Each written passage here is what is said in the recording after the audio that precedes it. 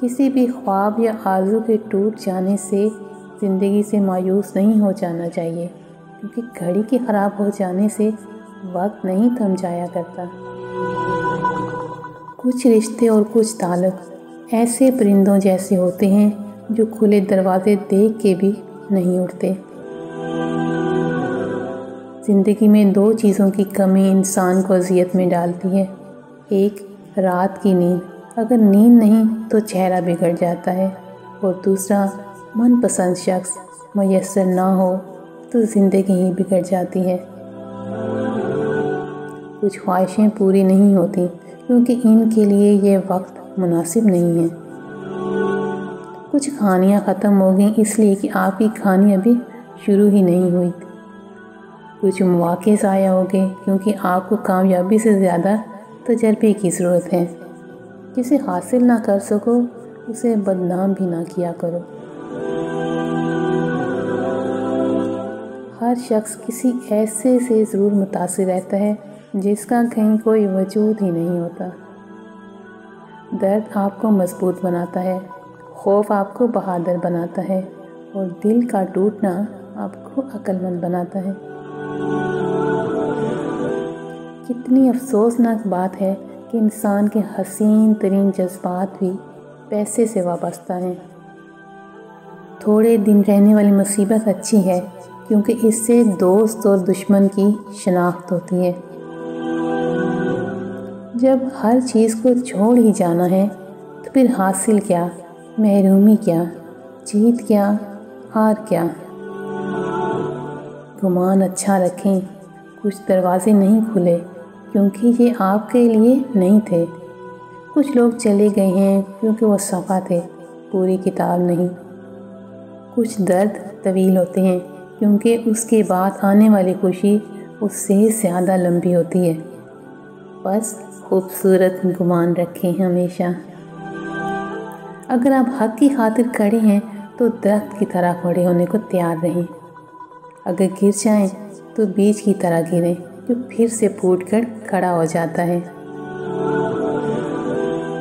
تمہارے پاس آواز ہونے کا کیا فائدہ جب تم اس وقت خاموش رہتے ہو جب تمہیں نہیں رہنا چاہیے۔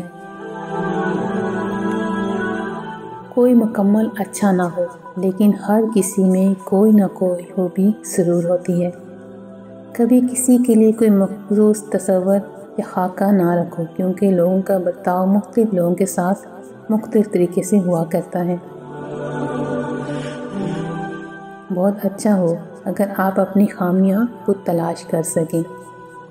اس سے بڑی اچھی بات اگر آپ خود سے انہیں درست کر لیں، لیکن سب سے بڑی بات اگر آپ انہیں قبول کر لیں۔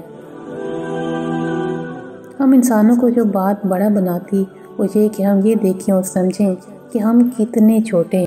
انا 3 حرفی مختصر سا لفظ ہے مگر یہ بڑے بڑے رشتوں، پرانے تعلقات کو تباہ کرنے، برباد کرنے کی قوت رکھتا ہے۔ سب سے قیمتی تحفہ نیک اور مخلص ہم سفر ہے جو قیمت سے نہیں قسمت سے ملتا ہے۔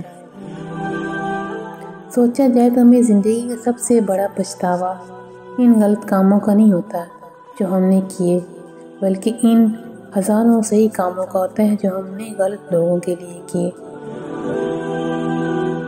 کوشش کریں نسلی لوگوں سے تعلق رکھیں، یہ ناراض بھی ہوں تو عزت اور کردار پر وار نہیں کرتے۔ ہم حملے اور تنقید کا مقابلہ کر سکتے ہیں لیکن ہم تعریف کے سامنے بے بس ہیں۔